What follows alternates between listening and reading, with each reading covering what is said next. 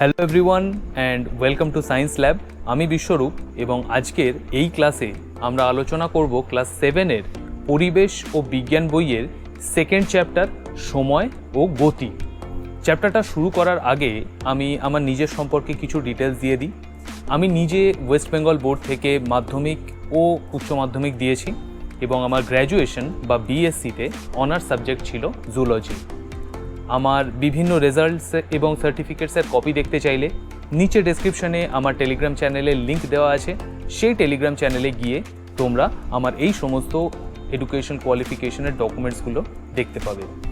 আর এই ক্লাসটায় আমরা যে চ্যাপ্টারটা পড়ব সেটা খুব ইম্পর্ট্যান্ট একটা চ্যাপ্টার, কেননা ইন ফিউচার যদি তোমরা ক্লাস 11 ও 12-এ সায়েন্স নিয়ে পড়ো বা কোনো রকম সায়েন্স স্ট্রিম নিয়ে হায়ার স্টাডিজ করতে চাও, মানে গ্র্যাজুয়েশন বা পোস্ট গ্র্যাজুয়েশন বা ডক্টরেট, সব ক্ষেত্রেই এই চ্যাপ্টারের যে ফান্ডামেন্টাল থিওরেমগুলো আমরা পড়ব সেটা কাজে লাগবে। আর যদি আমাদের এই ফান্ডামেন্টাল থিওরেমগুলোর বেস স্ট্রং হয় তাহলে এটা নিয়ে আমাদের যত জটিল সমস্যা দেওয়া হোক না কেন আমরা সেটা খুব সহজেই সলভ করতে পারবো। তো আর দেরি না করে লেটস স্টার্ট।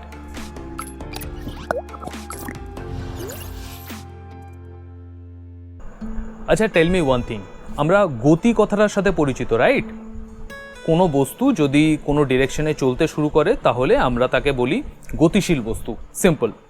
কিন্তু এই গতি টার্মটার মধ্যে লুকিয়ে আছে আরও অনেক সিম্পল ফিজিক্স এক্সপ্লেনেশন। এই যে কোনো মুভিং পার্টিকেলসের মধ্যে যে যে ধরনের মোশন দেখা যায় সেগুলো নিয়েই আমরা আজ এই চ্যাপ্টারটা পড়ব। আমাদের ফার্স্ট পয়েন্ট, সবার ফার্স্টে যেটা পড়তে হবে সেটা হলো সরণ বা ডিসপ্লেসমেন্ট।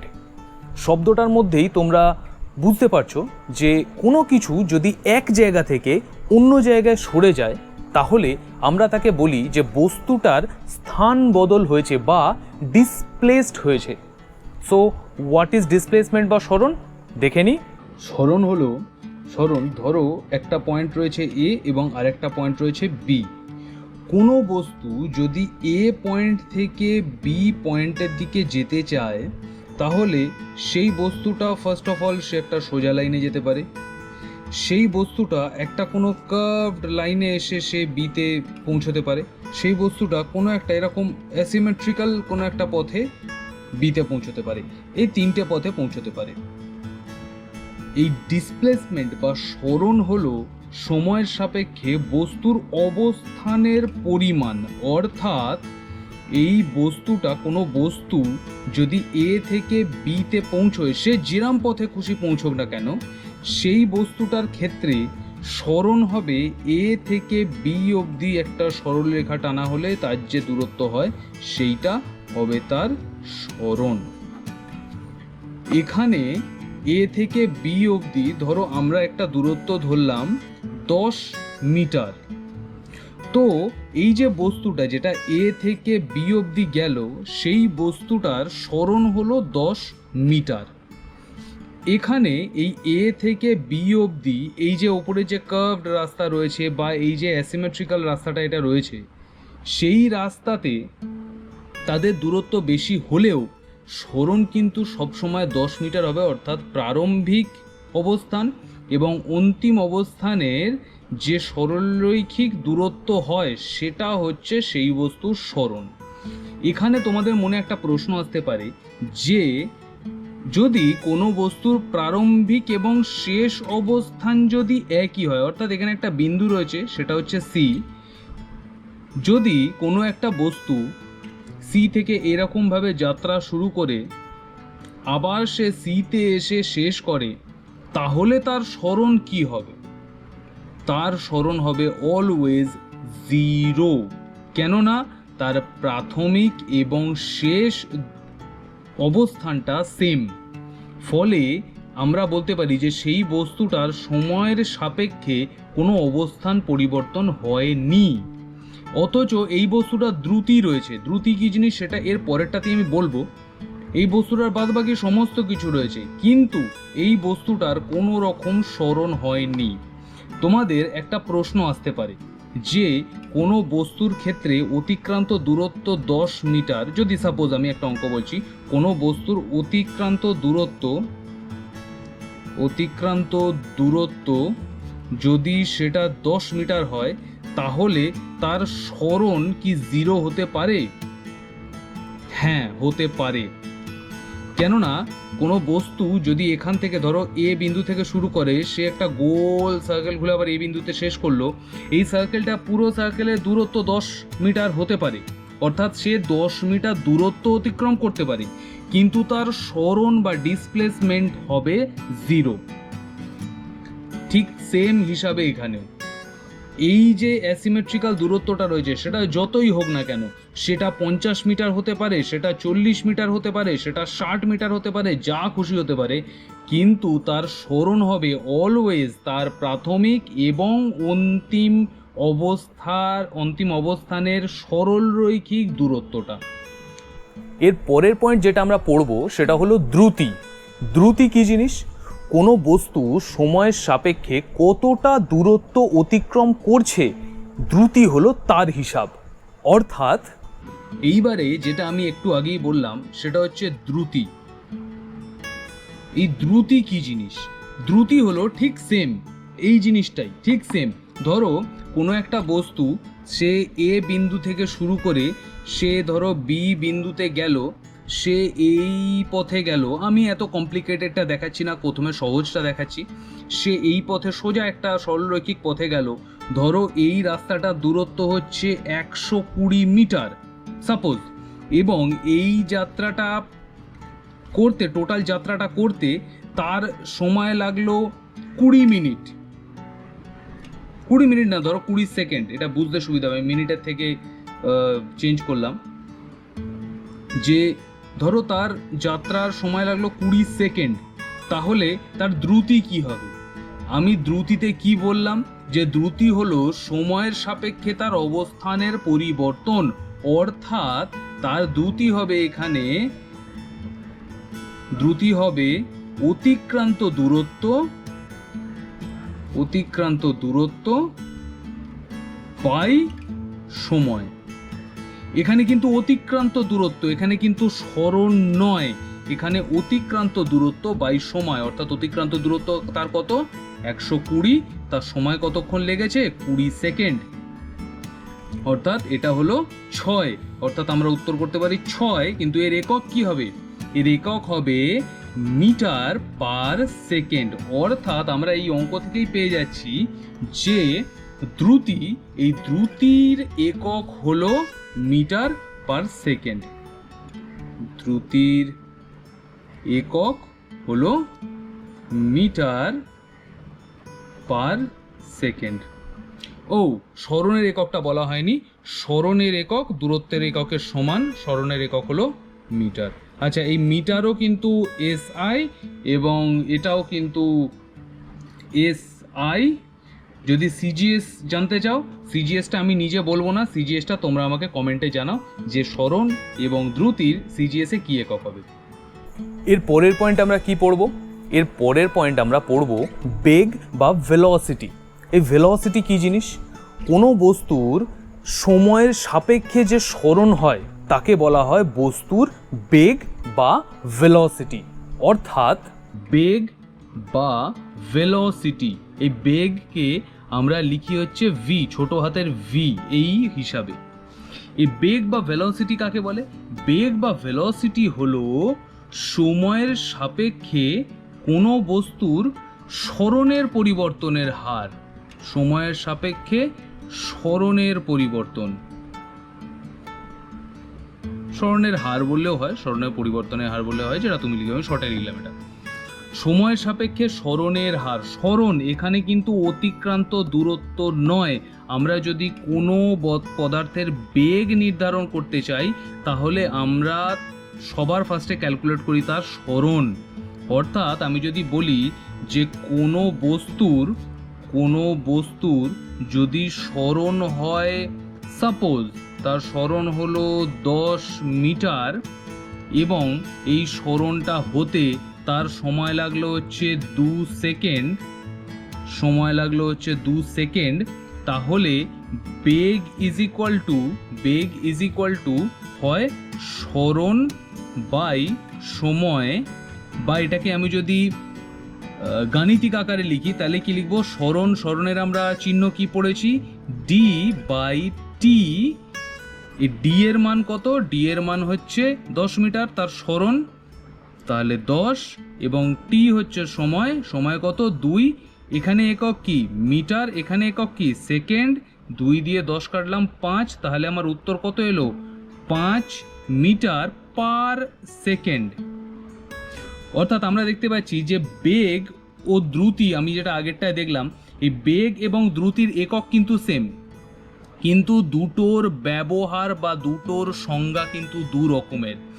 তোমরা যদি কোনো সময় ইন ফিউচার, যদি 7এও হয় বা ইন ফিউচারেও হয়, অনেক সময় হয় যে আমরা অনেক সময় একক দেখে সেটা কি বলতে চেয়েছে সেটা আমরা ব্যাক ক্যালকুলেট করে নিতে পারি, কিন্তু এই ক্ষেত্রে আমি বলবো যে খুব সাবধান থাকতে, কেননা বেগ এবং দ্রুতির একক সেম।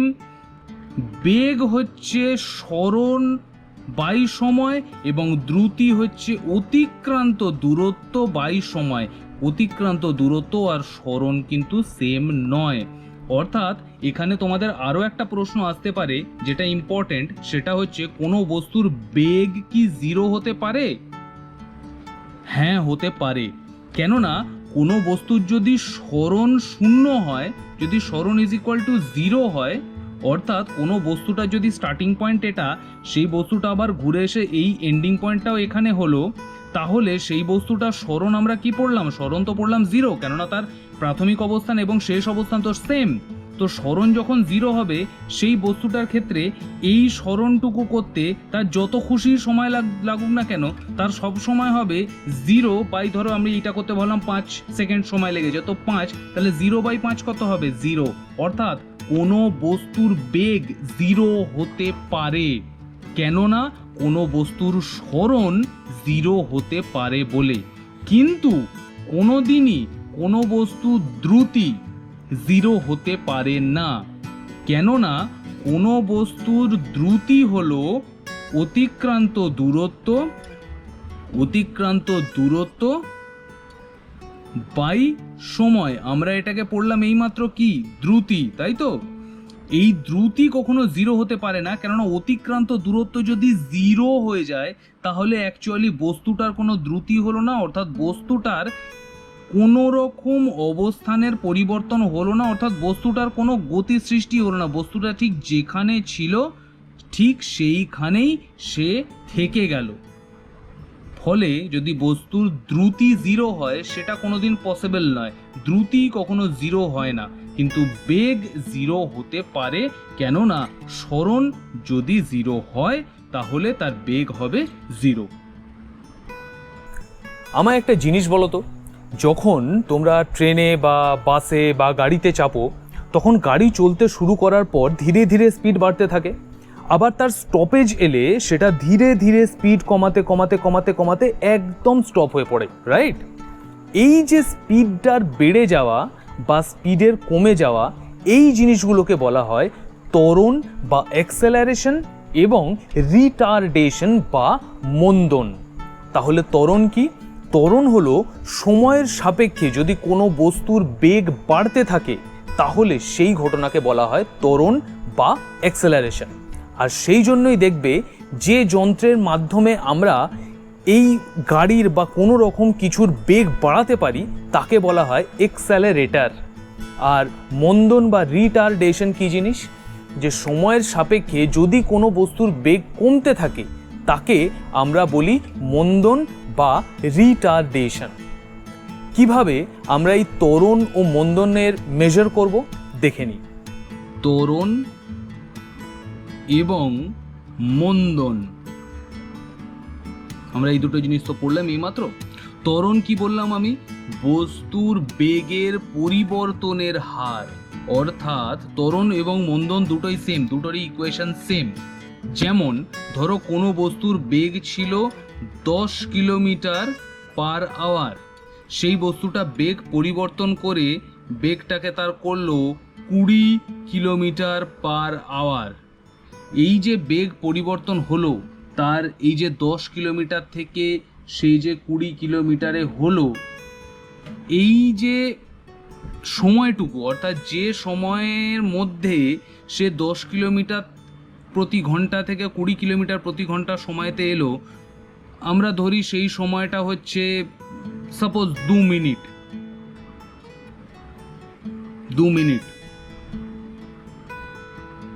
ও না, অঙ্কটা খুব জটিল হয়ে যাবে, এখানে কিলোমিটার ঘন্টা রয়েছে, এখানে মিনিট রয়েছে, এটা একটু ইকুয়েশনটা টাফ, এটা আমি একটু পরে বোঝাচ্ছি, 2 মিনিট পরে বোঝাচ্ছি, এটা একটু অনেক স্টিল রাখো, আমি এটাকে খুব সহজভাবে এটা বুঝিয়ে নিই, তারপরে তোমাদের এইটাকে আমি দেখাচ্ছি।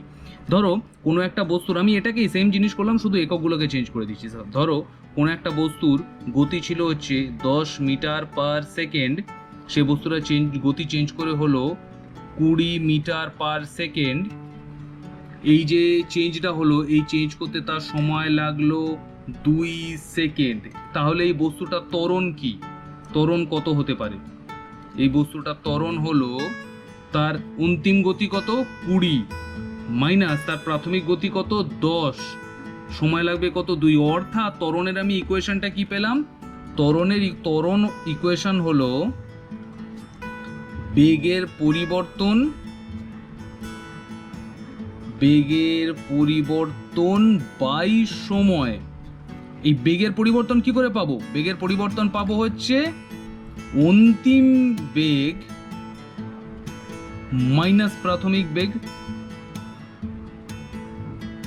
কেননা তাই তো, আমি যদি তার অন্তিম বেগ যেটা রয়েছে অর্থাৎ 20 মিটার পার সেকেন্ড, সেইটা থেকে আমি যদি তার প্রাথমিক বেগটাকে মাইনাস করে দিই অর্থাৎ 10 মিটার পার সেকেন্ডকে, তাহলে আমি তো তার যে বেগের পরিবর্তন, কতটা সে বেগ পরিবর্তন করেছে, আমরা তো সেটা বুঝতে পারবো।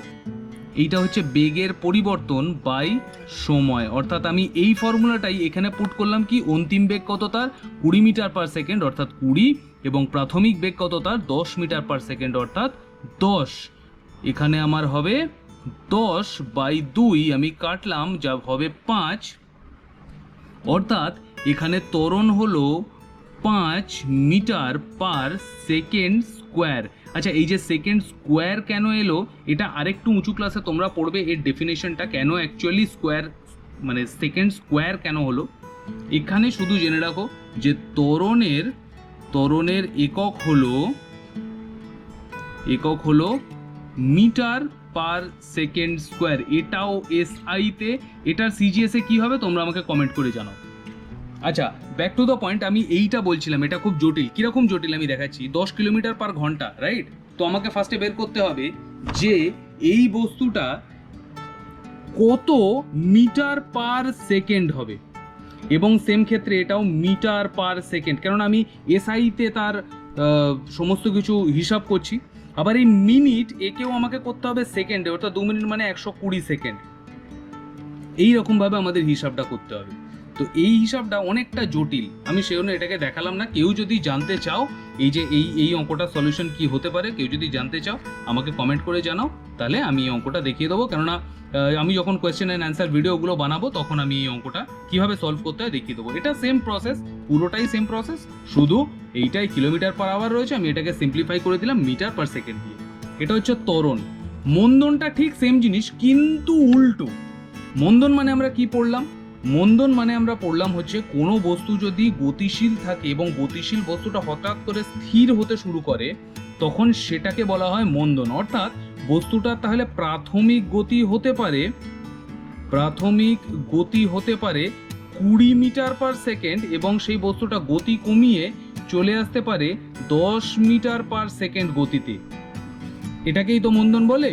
তো এক্ষেত্রে তার মন্দনের পরিমাণ কত? আমরা আবার ঠিক সেম প্রসেসে ফিরে যাব। এখানে ত্বরণ বা মন্দন দুটোরই এই ফর্মুলাটা সেম।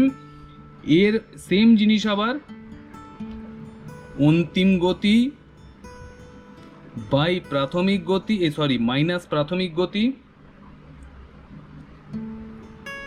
বাই সময়। ঠিক এখানেও তাই, অন্তিম গতি তার কত 10 মাইনাস 20 সময় ধরো লেগেছে, এখানে সেম 2 সেকেন্ড সময় লেগেছে, তো 2। তো আমার এখানে কি দাঁড়াবে -10/2 অর্থাৎ -5। এই মাইনাস কথাটা সবসময় বোঝায় যে মন্দন বা রিটার্ডেশন বা ঋণাত্মক ত্বরণ। 5 মিটার পার সেকেন্ড স্কোয়ার। এইটা হচ্ছে তার মন্দন বা ঋণাত্মক ত্বরণ। অর্থাৎ আমি মন্দনের যে ম্যাথামেটিক্যাল ইকুয়েশনটা সেটা আমি কি পাবো, মন্দন বা ত্বরণের ম্যাথামেটিক্যাল ইকুয়েশনটা আমরা পাবো হচ্ছে a ইজ ইকুয়াল টু, এ কথার অর্থ হলো অ্যাক্সেলারেশন বা এখানে রিটার্ডেশনও হতে পারে, যা খুশি তোমরা যা খুশি লিখতে পারো। a is equal two V, V কথাটার মানে হচ্ছে, আমি বোঝাচ্ছি, 1 মিনিট আমি এটা ফর্মুলাটা লিখে নিয়ে V minus you by T. অর্থাৎ যেখানে এ হলো ত্বরণ, ভি হলো অন্তিম গতিবেগ, ইউ হলো প্রাথমিক গতিবেগ এবং টি হলো সময়। আচ্ছা, তোমরা যে এই যেটাকে টুকছো, এটা টুকবার কোনো দরকার নেই, কেননা আমি টেলিগ্রাম চ্যানেলে এটা রিফ্রেশ করে আমি সমস্তটা দিয়ে দিয়েছি একটা নোটস বানিয়ে। বা তোমরা যদি এইটা চাও তাহলে সেটাও আমার টেলিগ্রাম চ্যানেলে রয়েছে। আমি এই পেজগুলোকে স্ক্যান করে সবসময় আমি পিডিএফ করে সেটাকে টেলিগ্রাম চ্যানেলে দিয়ে দিই। যদি তোমরা কেউ এই পেজটাকে দেখতে চাও তাহলে তোমরা ওই টেলিগ্রাম চ্যানেলে তোমরা ভিজিট করতে পারো, ভিজিট করে তোমরা এই পেজটাকেও তোমরা পেয়ে যেতে পারো। টেলিগ্রাম চ্যানেলের লিঙ্ক নিচে ডেসক্রিপশনে দেওয়া রয়েছে। এরপর আমরা পড়ব নিউটনস ল।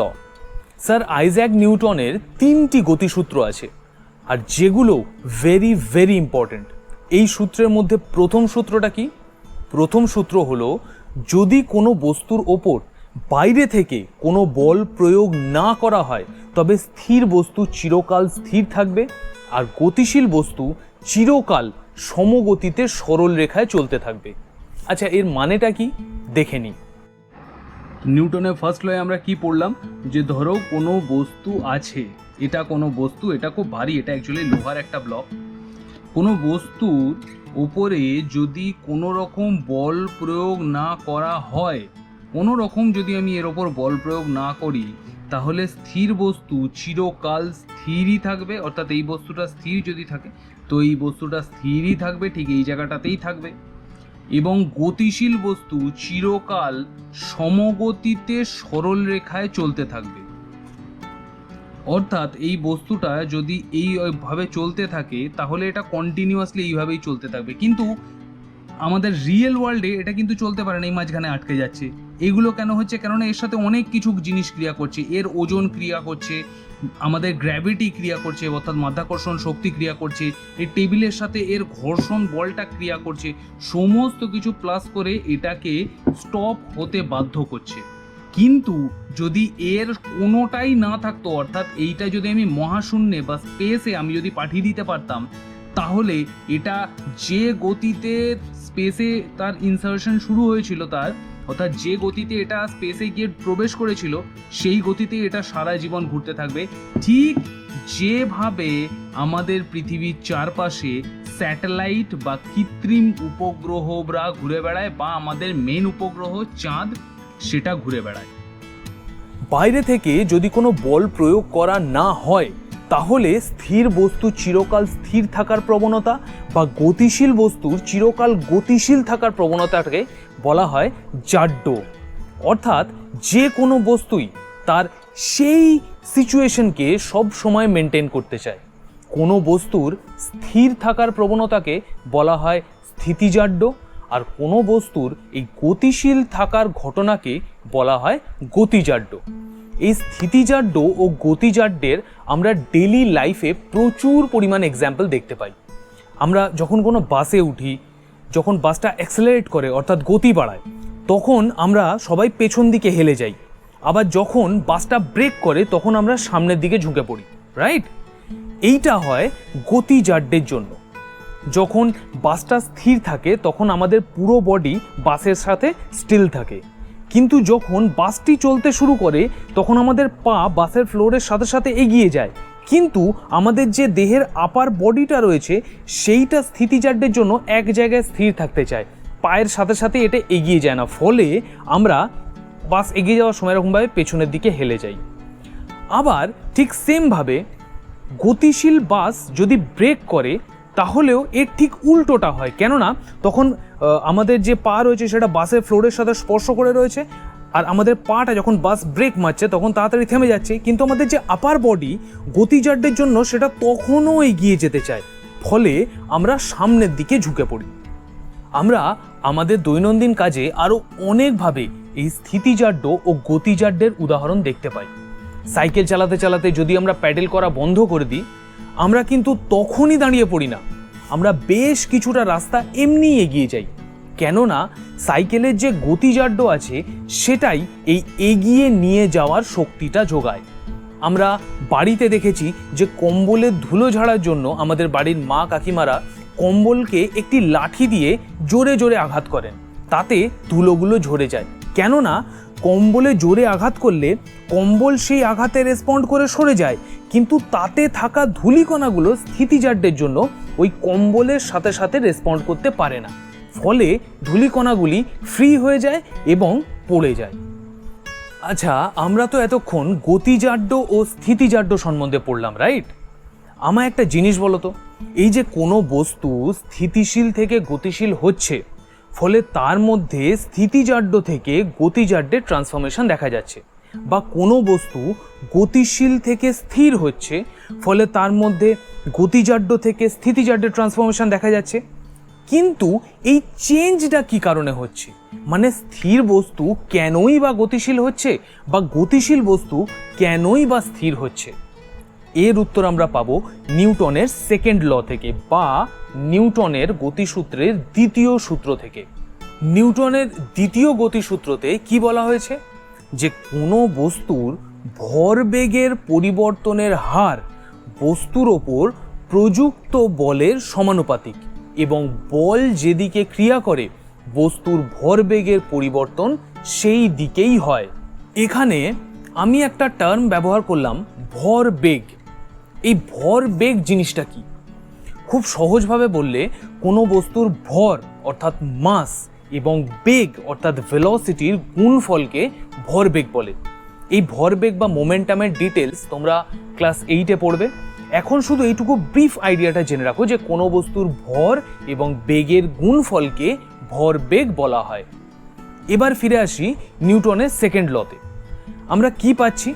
যে কোনো বস্তুর ওপর যদি আমরা বল প্রয়োগ করি, তবেই সেই বস্তু গতিশীল হবে বা গতিশীল বস্তু স্থির হবে।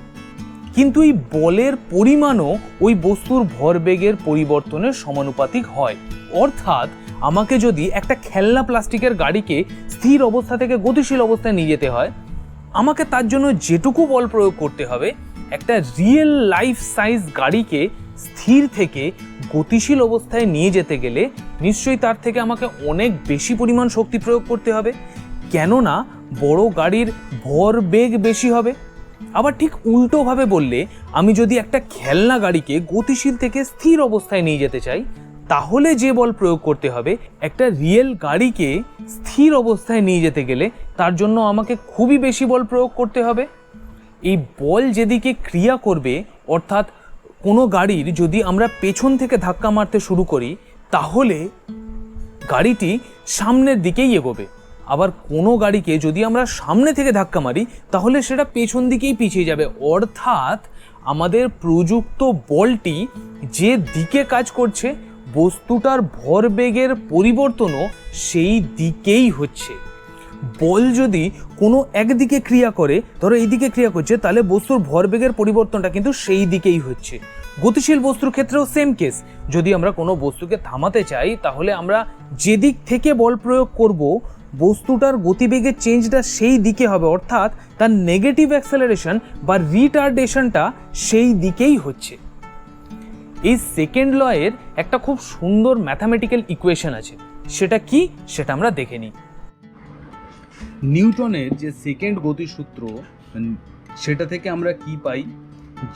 সেটা থেকে আমরা পাই যে বল ইজ ইকুয়াল টু বস্তুর ভর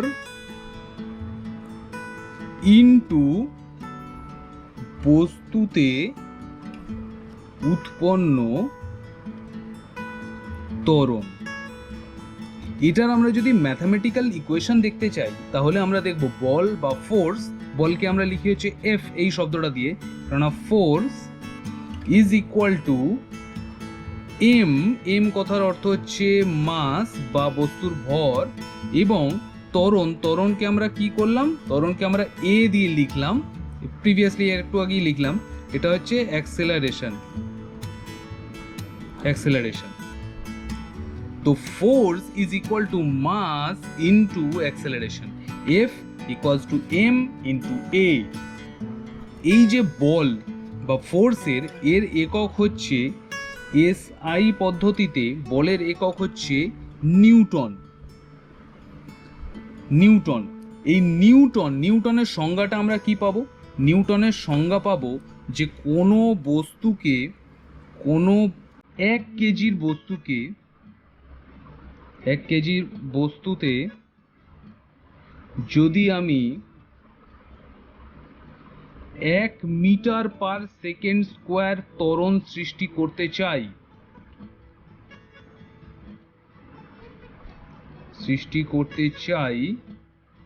তাহলে যদি 1 কেজি কোনো বস্তুকে আমি 1 মিটার পার সেকেন্ড স্কোয়ার ত্বরণ সৃষ্টি করতে চাই, তাহলে আমাকে যে বল প্রয়োগ করতে হবে বা যে পরিমাণ বল প্রয়োগ করতে হবে, বল প্রয়োগ করতে হবে, সেই পরিমাণ বলকে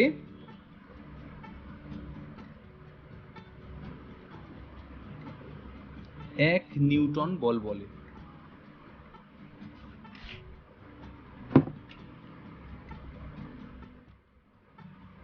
এটা হচ্ছে এসআই পদ্ধতিতে বলের এককের সংজ্ঞা। কোনো 1 কেজির বস্তুতে আমি যদি 1 মিটার পার সেকেন্ড স্কোয়ার ত্বরণ সৃষ্টি করতে চাই, তাহলে যে পরিমাণ বল প্রয়োগ করতে হবে সেই পরিমাণ বলকে বলা হয় 1 নিউটন বল। এরপর আমরা পড়ব নিউটনের থার্ড ল অফ মোশন বা নিউটনের তৃতীয় গতিসূত্র। এই সূত্রে কি বলা হয়েছে যে প্রত্যেক ক্রিয়ার সমান ও বিপরীত প্রতিক্রিয়া আছে। মানেটা কি? ধরো আমরা যখন রাস্তা দিয়ে হেঁটে চলে যাই তখন আমরা আমাদের পা দিয়ে মাটিকে ঠেলছি, মাটিটাও ঠিক সেরকম ভাবে আমাদের পায়ের ওপরে সমান পরিমাণ বল প্রয়োগ করে, ফলে আমরা সামনের দিকে এগিয়ে যাই। এটার আর একটা কমপ্লেক্স উদাহরণ আমরা দেখে নিই। আমার কাছে এই লোহার সিলিন্ড্রিক্যাল একটা অবজেক্ট আছে, আমি এইটার কোনো একদিকে বল প্রয়োগ করলাম। তোমাদের মনে একটা প্রশ্ন আসতে পারে এখানে যে যদি নিউটনস ল সত্যি হয় তাহলে এই ব্লকটিও তার সমান প্রতিক্রিয়া আমার হাতের ওপর দিচ্ছে, আর তাহলে ব্লকটি তো নড়ারই কথা নয়, কিন্তু তবুও ব্লকটি সরে যাচ্ছে কেন? আমরা কি পড়লাম? প্রত্যেক ক্রিয়ার সমান ও বিপরীত প্রতিক্রিয়া আছে। তাই যদি প্রত্যেকটি ক্রিয়ারই সমান ও বিপরীত প্রতিক্রিয়া থাকে তাহলে এই ব্লকটি আমার হাতের ওপরে রয়েছে, এই আমার হাতটি, আমি যে টুলের ওপর বসে রয়েছি সেটা রয়েছে, এই ব্লকটি আমার হাতের ওপরে ঘর্ষণ বলের এগেনস্টে কাজ করছে, আবার সেই ঘর্ষণ বলটিকে আমার পুরো বডি দিয়ে এই টুলটা গ্রহণ করছে, আবার টুলটা পৃথিবী গ্রহণ করছে। এই সমস্ত কিছুতে পৃথিবীও নিউটনস থার্ড ল এর জন্য কিছু পরিমাণ শক্তি রিটার্ন করছে, কিন্তু টুলের 4টে পায়া খুব ছোট ছোট, তাই সেই পরিমাণ শক্তিটা টুলে আসছে না, এবং টুল থেকে আমি বসে রয়েছি, সেই টুলটা আমার পুরো বডির ওপর সেই প্রতিক্রিয়া বলটা দিচ্ছে। কিন্তু তার মধ্যেও এই হাতের যেটুকু জায়গায় আমার এই সিলিন্ড্রিক্যাল অবজেক্টটা রয়েছে, শুধু সেইটুকু জায়গা দিয়ে আমার প্রতিক্রিয়া বলটা কিন্তু ফিরে আসছে। ফলে আমরা এই যে সিলিন্ড্রিক্যাল অবজেক্টের ওপরে যে প্রতিক্রিয়া বলটা আমাদের দেখতে পাওয়ার কথা, সেই বলটা এতটা পরিমাণ হচ্ছে না।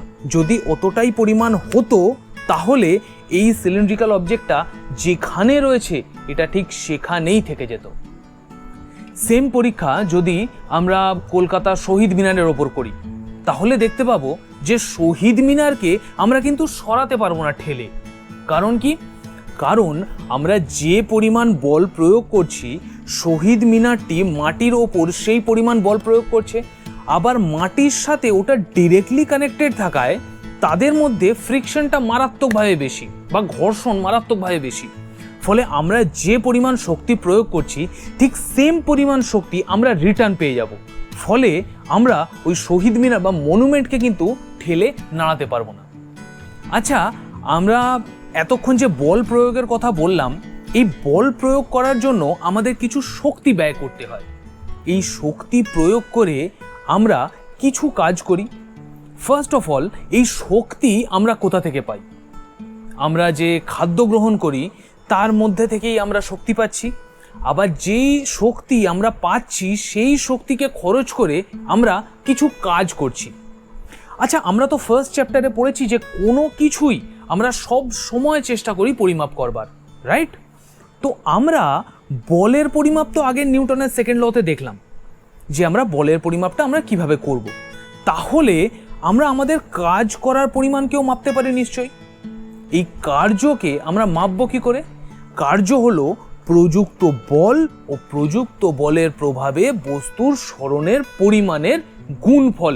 রিমেম্বার, সরণের গুণফল, অতিক্রান্ত দূরত্বের পরিমাণ নয়। এই যে ইকুয়েশনটা, সেটা কিভাবে হয় সেটা আমরা দেখে নিই। কার্য এর ইকুয়েশনটা হলো প্রযুক্ত বল ও সেই বলের প্রভাবে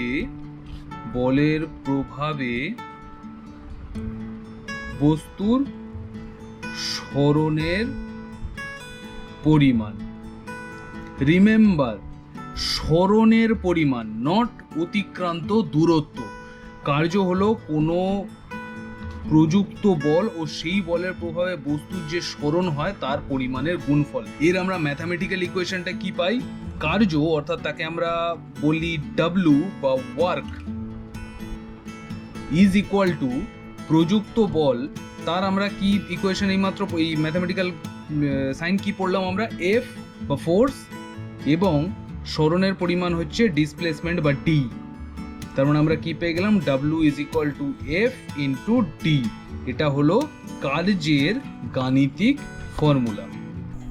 আমরা যে এই সমস্ত জিনিসগুলো পড়লাম, এই জিনিসগুলো কি আমাদের শরীরের ভেতরে আমরা দেখতে পাই? অবশ্যই। আফটার অল, আমাদের শরীরও একটা জৈবিক মেশিন। আমরা তাকে এনার্জি সোর্স দিই, সেই এনার্জি সোর্স খরচ করে সেই মেশিন আমাদের কাছে কাজের আউটপুট দেয়। সেই কাজের ফলে আমরা বেঁচে থাকার জন্য বা আমাদের এক্সিস্টেন্সকে বজায় রাখার জন্য যে দরকারি পদক্ষেপগুলো লাগবে সেটা আমরা নিতে পারি। দেখবে, তোমরা যদি কেউ দৌড়ে এসো, তখন তোমাদের হার্টবিট বা হৃদস্পন্দন বেড়ে যায়। তখন শরীরের ভেতরে একটা ক্লান্তি সৃষ্টি হয়, নিঃশ্বাস প্রশ্বাসের হার বেড়ে যায়, খিদে পেয়ে যায়, মানে এনার্জি সোর্স দরকার পড়ে। অর্থাৎ তোমার দৌড়বার জন্য তোমার শরীরের শক্তি ক্ষয় হচ্ছে, এবং আমাদের শরীর সেই শক্তিকে পুনরায় ফিরে পাওয়ার জন্য আমাদের বিভিন্নভাবে সিগন্যাল দিচ্ছে যে এনার্জি সোর্স বা খাদ্য গ্রহণ করার জন্য।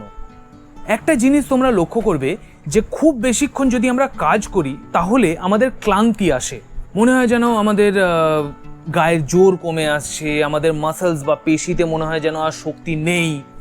এই জিনিসটা হয় কেন?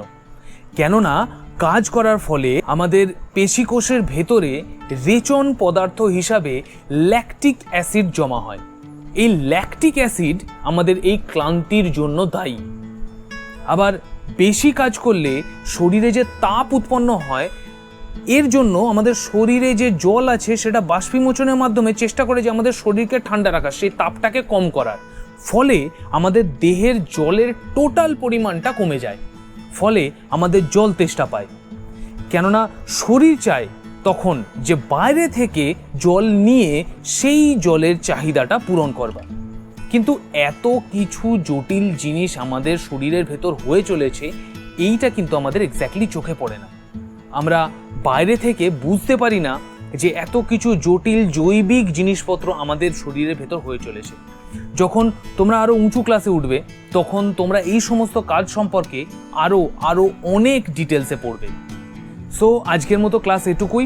এই ক্লাসে আমরা যেটা পড়লাম তার ডিটেলড নোটস তোমরা পেয়ে যাবে আমার টেলিগ্রাম চ্যানেলের লিঙ্ক এই স্ক্রিনের ওপরে এবং নিচে ডেসক্রিপশানে আমি দিয়ে দিলাম। আর আমার আগের টিউটোরিয়ালসগুলো তোমরা যদি দেখতে চাও তাহলে আপার কর্নারে কার্ড সেকশনে ও ডেসক্রিপশানে আমি সব ভিডিওগুলোর লিঙ্ক দিয়ে দিয়েছি। আমার ফেসবুক পেজকে তোমরা ফলো করতে ভুলো না, কারণ আমার সমস্ত আপকামিং ক্লাসের নোটিফিকেশন আমি সবার আগে ফেসবুকে দিয়ে দিই। ফেসবুকে সার্চ অপশানে গিয়ে সার্চ করো সায়েন্স ল্যাব এবং এই পেজটাকে ফলো করে নাও। আর আমার পড়ানো যদি তোমাদের ভালো লেগে থাকে তাহলে এই চ্যানেলটিকে সাবস্ক্রাইব করে দিও এবং এই ভিডিওটা তোমাদের বন্ধুদের কাছেও শেয়ার করে দিও, তাহলে হয়তো আরও কেউ এই ভিডিওটা থেকে কিছুটা পরিমাণ উপকৃত হতে পারে। আর আজকের টিউটোরিয়াল আমি এখানেই শেষ করছি। আবার দেখা হবে সায়েন্স ল্যাবের নেক্সট ভিডিওতে। ততক্ষণ পর্যন্ত tata, goodbye and take care.